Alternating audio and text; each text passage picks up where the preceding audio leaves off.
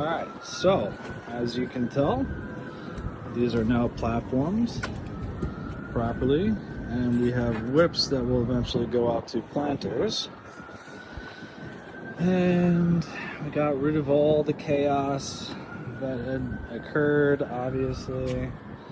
Alright, so the cleanup crew came in, made some sense of this. It's looking a hell of a lot better. The blue stuff is not us, apparently different network guy, and I'll show you what that looks like. I mean, here you go.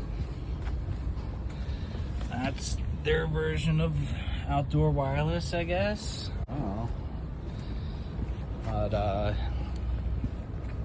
the thing that we did was we found all the speaker wires coming from this pipe, and this bend was causing problems like this, right?